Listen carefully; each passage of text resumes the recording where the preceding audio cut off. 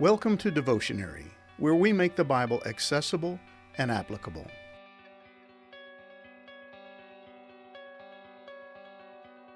We all struggle with indwelling sin. It comes with being human. Even those of us who have placed our faith in Christ still find ourselves battling the persistent presence of our own sin natures. And David was no different.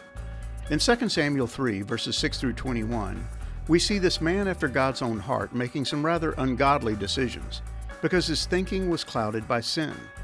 We've already seen that David could be impulsive, and in his effort to unify the kingdom and establish his reign over all Israel, David made some unwise decisions that would come back to haunt him. He allowed himself to forget that his reign as the king of Israel was God's will, and therefore up to God to bring about. God didn't need David's help. But as David sensed the opportunity to help speed up the unification of the nation, he grabbed for it. He allowed himself to be swayed by the flattering words of Abner. But rather than make his life easier and establish his kingdom quicker, it was going to produce even greater problems.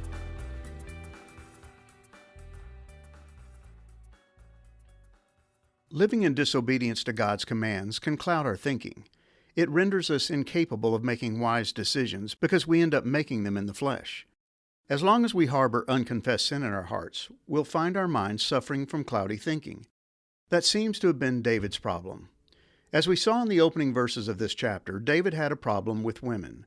He was addicted to them, so much so that he ended up with as many as 8 wives in direct violation of God's command. Now, when Abner proposed to hand over to David the other tribes and solidify his kingdom, David readily agreed, but on one condition. He demanded that Michal, the daughter of Saul, and his first wife be returned to him, and this in spite of the fact that Michal had already remarried. We're not given David's motives. Perhaps he was simply trying to solidify his right to be king over all the tribes, and assumed that having Michal as his queen would win over the Benjaminites. But the likely reason behind David's demand for Michal's return was tied to his love affair with women. He wanted her back, and he emphasized to Ishbosheth that he had every right to have her back because I paid the bridal price of 100 foreskins of the Philistines. 2 Samuel 3, verse 14. But once again, David was making decisions with a mind clouded by sin. He wasn't processing clearly the ramifications of his actions. First of all, Michal had remarried, and God had made it clear in his law that it was unacceptable for anyone to remarry his wife after she had married again. See Deuteronomy 24, verses 1 through 4. And when David demanded that she be returned to him, she was removed from her home by force, leaving her husband in tears. This decision would come back to haunt David. His relationship with Michal would never be the same. Later on in the book of 2 Samuel, there's recorded the story of when David brought the Ark of the Covenant to Jerusalem. David had arranged for a royal procession, complete with music and much celebration. He led the parade, dancing with joy before the cart carrying the Ark of the Covenant. But we read what Michal thought about David's exhibition. As the Ark of the Lord came into the city of David, Michal, the daughter of Saul, looked out of the window and saw King David leaping and dancing before the Lord, and she despised him in her heart. 2 Samuel 6, verse 16. But demanding the return of Michal was not the only poor decision David made. His negotiations with Abner would prove problematic.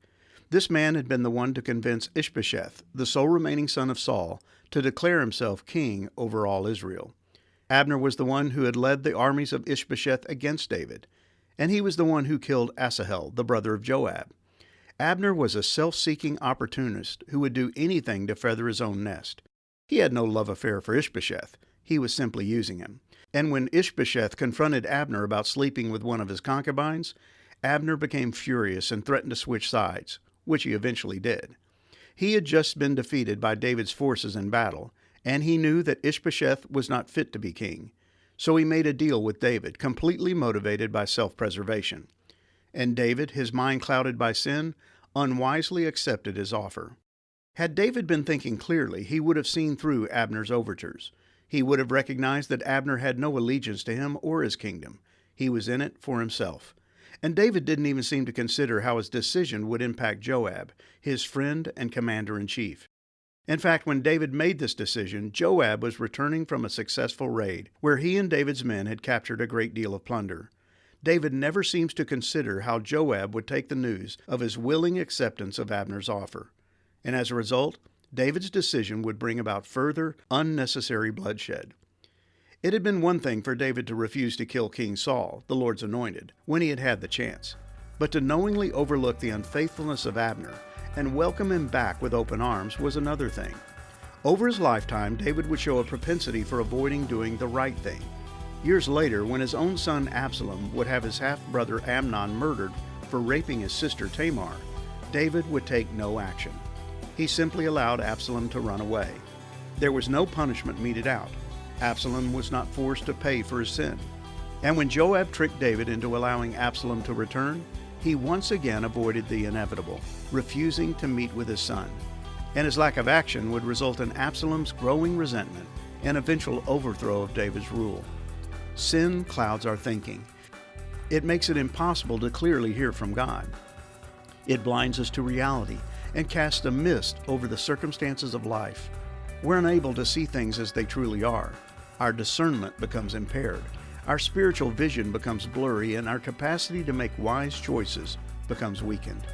David was still a man after God's own heart, but he was still a man who had to deal with the reality of indwelling sin. The Apostle Paul gives us a remedy for when we find our thinking clouded by sin.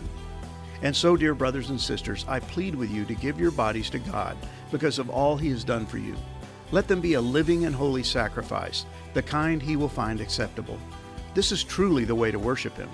Don't copy the behavior and customs of this world, but let God transform you into a new person by changing the way you think.